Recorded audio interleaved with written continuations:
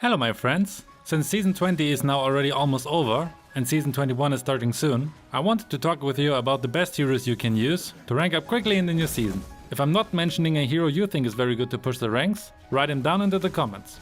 We are going through the strengths of the heroes, but also their weaknesses. Also for this list I left out Karina, Natalia, Paquito and Alice. They are just getting banned too often, as that you could use them regularly to push the ranks. Enough talking, let's get started. First we have Benedetta.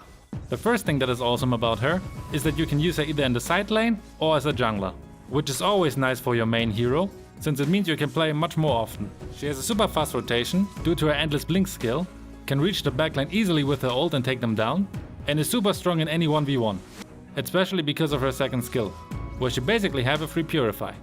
The biggest downside for her is, I think, that she's quite hard to master. So if you want to start to learn her, use the practice mode. This is in general something you should do when you try to learn a new hero. Just go into the practice mode and really get confident with the combos for the hero you want to use. Another thing is that the ban rate for her is still quite high, so I wouldn't recommend that you use her as your only main.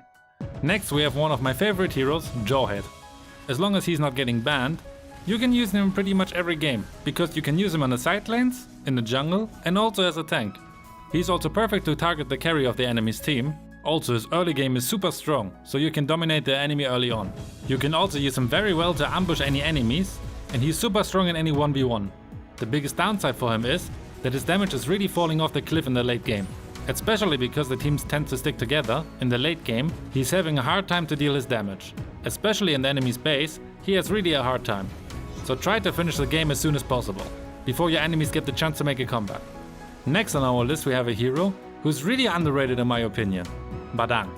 With this combo, he can easily wipe out multiple enemies, especially when you use Petrify. He's super strong to push the towers, which is really important especially when you play solo queue, and he's also perfect to ambush single enemies. The biggest downside for him is that you really need to know how to farm. Once you fall behind in gold and XP, he's pretty useless I think. Also like Jawhead, he's losing a lot of his strength in the enemy's base, because it is really difficult to catch enemies in the open field. Next on our list we have Joe. Do I really need to explain you why he's so strong? I'll do it anyway. He has super strong CC skills, a free purify with his second skill, high burst damage, and is also very good in pushing the lanes. But he still has two weaknesses in my opinion. You need some quick hands to play out all his strengths. Also his skill set is more one target limited, which is not ideal for every situation. Next we have the most likely most OP hero in the current meta, Granger. You can play him in the jungle or on the gold lane, but I would recommend that you use him in the jungle. He has super high damage of course, good AoE damage with his long range ult, fast rotation, can push very nicely, is quite easy to learn I think, and also strong in all phases of the match, which most heroes don't have. The only two downsides he have are that he can get ambushed quite easily and that he is vulnerable to CC skills. Otherwise he's a great hero and super fun to play in my opinion. Next we have Saber. This we can make fairly short. He's the best hero to pick out a single target. So when your enemy have one hyper carry, you can easily take him out, and in many cases that can be already enough to win the whole game. On the other hand, this is also his biggest weakness, because all of his skills are only single target. So when there are multiple strong enemies, it can become really difficult. Next on our list we have Harley. You can use him both as a jungler or in the mid as support. Like Saber, he's also perfect to pick out a single target, even though Saber is still better at it. But for that you can also target with him multiple enemies.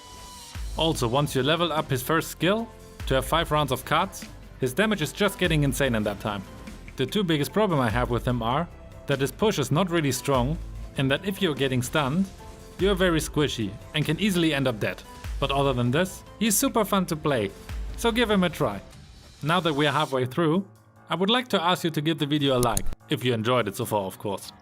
It will give me some really nice feedback and also will be a nice reward for all the work I put into making this list. Also feel free to subscribe for weekly new ML content. Thank you very much. Next we have Jungle. One big advantage of her is that she's super easy to learn. Her ult is also super strong in so many ways. You can damage the enemy a lot from far away, you can clear minion waves super quickly, you can steal buffs without the need of having retribution, and so on and so on. Also, she's quite good to push the towers, especially for a mage. The weaknesses of her are that she's really reliant on her enhanced skills.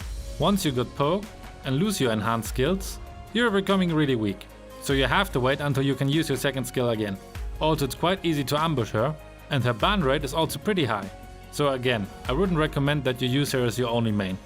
The next hero is Selena. First, she have an ultra long stun with her second skill, can be super annoying when you poke the enemy consistently with your first and second skill, and she can one-shot many heroes with her combo. Also, another thing that is very nice is that you can give your team vision with your traps, which is a huge advantage in any game. The biggest downside for her is that it's quite difficult to learn her, and that you will have a hard time of catching really good players with your second skill. Next we have a hero who's not getting used that often, what I don't really understand, Matilda. She's the perfect support hero to engage or to save low teammates. She's super OP in the early game and has a good mobility, which is really important for a support hero, because you always want to be in the middle of the trouble. The downsides for her are that she's also quite hard to use, because you really need a good timing to use your skills, and that you're still reliant on your teammates. When you play with a bunch of dogs, it's pretty hopeless. The next hero we have is Brody.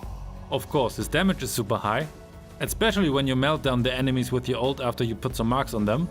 With your second skill, you can push easily enemies away who are coming too close to you, and he's not too reliant on the help from a tank, which sets him apart from any other marksman.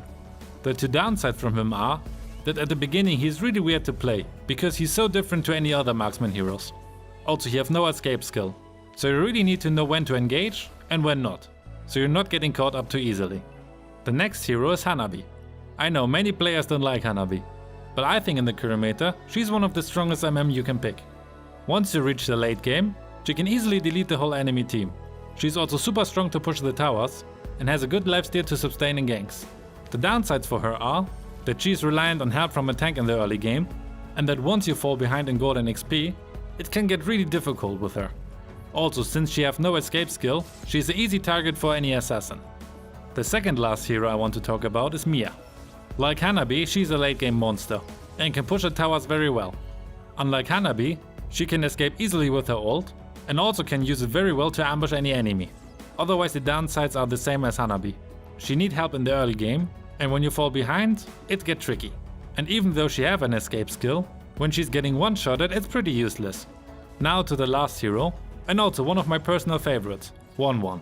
Once she built her core items Corrosion Scythe and Demon Hunter Sword, her damage is just increased massively, and she can turn around many ganks with her ult. She's also very good in pushing towers, and at least in my opinion, not too reliant on tanks. Even though her damage is really low in the early game, with her second skill, she can easily escape many difficult situations. Of course, another weakness is that when you fall behind, you and your ult are really useless. Your ult is not dealing enough damage to be really useful. Also, you really need to learn how to activate her ultimate. Without her ultimate, 1-1 is really weak. Now you may have noticed that I didn't mention any tanks. My problems with tanks are that you cannot really solo carry a whole team with them, which you have to do many times when playing solo queue. That's why I wouldn't really recommend that you all the time play as a tank when you're solo queue. Still, it would be really good if you know how to play one or two.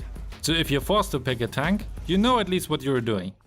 I would recommend that you play Tigreal or Khufra. They both are quite easy to learn and have a ton of CC skills. Also, I think they are very fun to play, at least when your teammates are not full dogs. For some of the heroes I mentioned, I made a hero guide, so you can directly learn how to play him and rank up quickly, hopefully. See you over there!